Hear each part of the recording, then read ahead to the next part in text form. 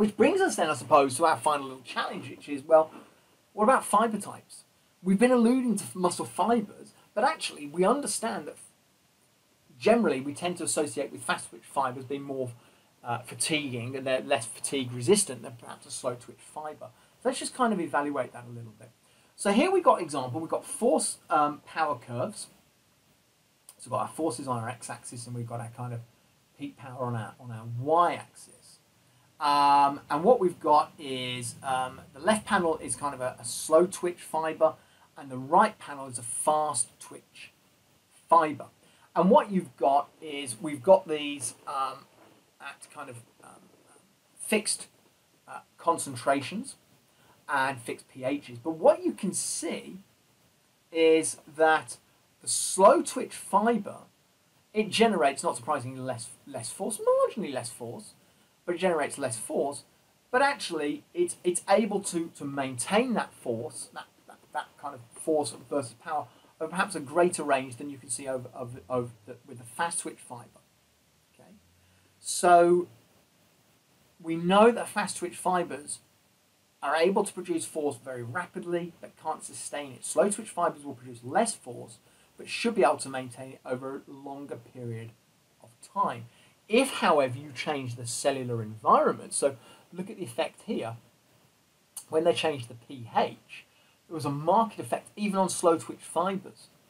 When they changed the phosphate concentration here, pretty much what we were just talking about, they've increased the phosphate concentration. This is on a fast twitch fibre.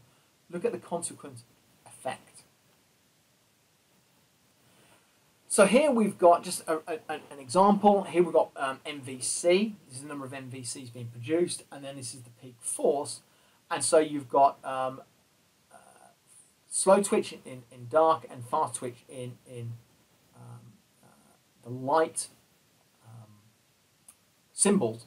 And what you can see is that actually the slow twitch fibers, even though those are kind of MVC, the slow twitch condition is actually sustained far more than you see under the fast twitch condition. By the time we get to about number 5, rep number 5, you're seeing a greater fatigue here, as represented in kind of the peak torque that's being developed, than we're seeing in a slow twitch condition. Again, indicative. Doesn't tell us what the cause is, but it tells us that the fast twitch fibers are more fatiguing and less fatigue resistant than the slow twitch fibers.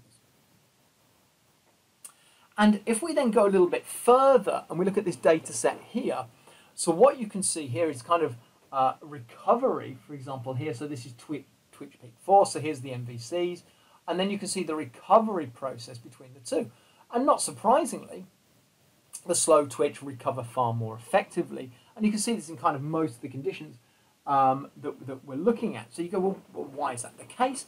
And you start to think, well, actually, fundamentally, most people go, well, it's oxygen availability, right? Slow twitch fibre is more oxygen orientated, and it will certainly play a part. But don't forget that the fast twitch fibres have created a far, far more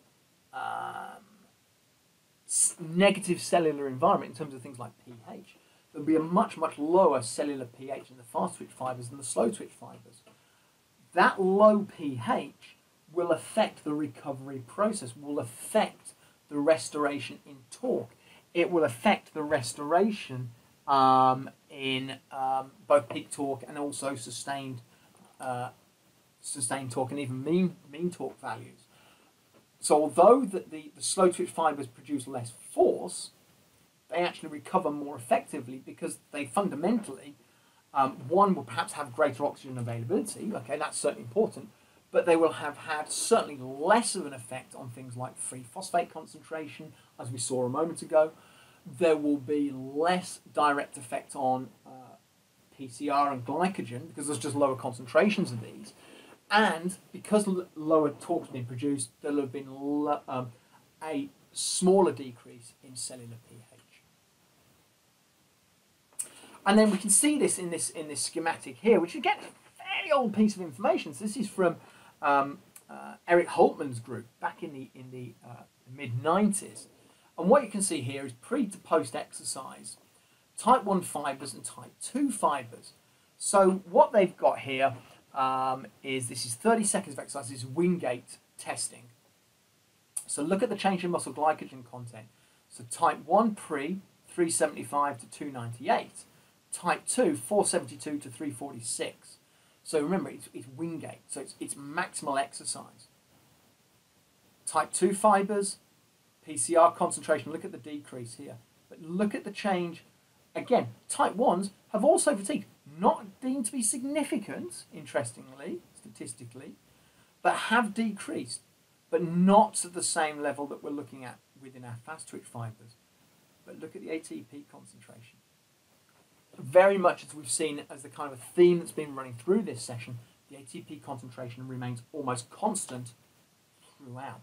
So it really shows us that kind of fatigability in the fast twitch fibre. Again, just to reiterate that, here we can see this, we've got our type 2A, our type 2X and our type 2B fibres. And you can see the force traces, and these are kind of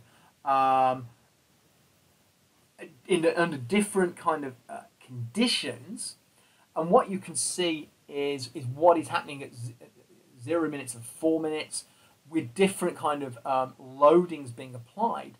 But what you can see is as the characteristics of the fibre become more, in inverted commas, fast twitch, the force, sustained force, is significantly reduced. Look at the 2A to say 2B, and then look at that to the 2X.